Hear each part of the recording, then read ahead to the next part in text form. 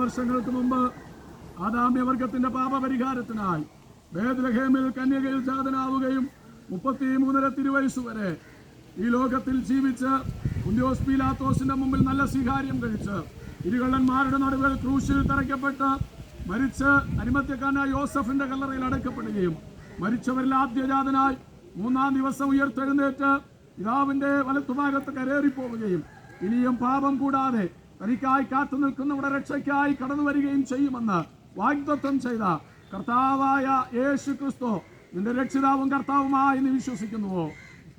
വിശ്വസിക്കുന്നവരെ സ്നാനപ്പെടുത്തണമെന്നുള്ള ദൈവത്തിന്റെ കൽപ്പനയാലും നിന്റെ സാക്ഷിവാചക മുദ്രയിന്മേലും ഞാൻ നിന്നെ ഈ ജലാശയത്തില് പിതാവിന്റെയും പുത്രന്റെയും പരിശുദ്ധാത്മാവിന്റെ നാമത്തിൽ സ്നാനം കഴിപ്പിച്ചുകൊള്ളുന്നു. മരണപര്യന്തം വിശ്വസ്തനായിരിക്കുക, എന്നാൽ ജീവകിരീടം പ്രാപിക്കാം. ഇവിടെ വെച്ചിട്ട് പോ.